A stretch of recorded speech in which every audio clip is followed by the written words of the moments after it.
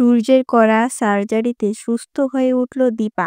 হ্যাঁ বন্ধুরা, আমরা এমনটাই দেখতে চলেছি অনুরাগের ছোঁয়া ধারাবাহিকের আগামী পর্বের শুরুতে দেখা যায় সূর্যের চেহারা নকল করে দীপার বুকে গুলি চালায় রুডি। সবাই ভাবে যে সূর্যই দীপাকে গুলি করেছে, কিন্তু গুলিবিদ্ধ অবস্থাতেও দীপা বুঝতে পারে যে এই কাজটি সূর্য করেনি। তাই সে ইশারায় সূর্যকে আসল অপরাধীর দিকে দেখিয়ে দেয়।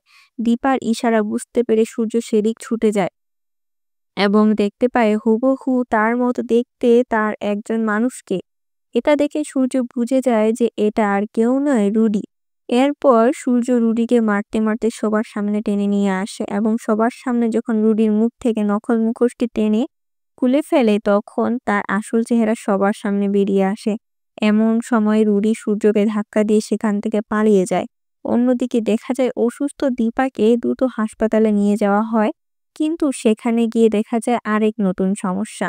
হাসপাতালে সেই মুহূর্তে ভালো কোনো ডাক্তার উপস্থিত ছিলেন না যিনি এই অপারেশনটা করতে পারবেন। ডাক্তার আসতে পরদিন সকাল হয়ে যাবে, কিন্তু দীপার অবস্থা এতটাই আশঙ্কাজনক ছিল যে দ্রুত অপারেশন না করলে তাকে বাঁচানো প্রায় অসম্ভব হয়ে যাবে। দীপার এই আশঙ্কাজনক অবস্থা দেখে সূর্য আর স্থির থাকতে পারে না। তাই সে আর দেরি না করে একটি বড় সিদ্ধান্ত নেয় এবং বলে, দীপার সার্জারি আমিই করব। এই কথা শুনে সবাই অবাক হয়ে যায়। এরপর দীপাকে অপারেশন থিয়েটারে নিয়ে যাওয়া হয় এবং সূর্য নিজেই তার অপারেশন শুরু করে। দীর্ঘ চেষ্টার পর অবশেষে অপারেশন সফল হয়। এরপর সূর্য অপারেশন থিয়েটার থেকে বেরিয়ে এসে সবাইকে জানায় দীপা এখন বিপদমুক্ত, কিন্তু তার জ্ঞান না ফেরা পর্যন্ত আমাদের অপেক্ষা করতে হবে।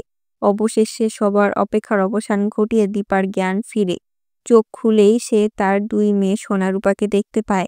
দীপা দুই হাত বাড়িয়ে তাদের বুকে টেনে নেয়। তো বন্ধুরা, তোমরা কি এটাই চাও যে দীপা দ্রুত সুস্থ হয়ে যাক? তাহলে কমেন্ট করে জানিয়ে দাও তোমাদের মতামত।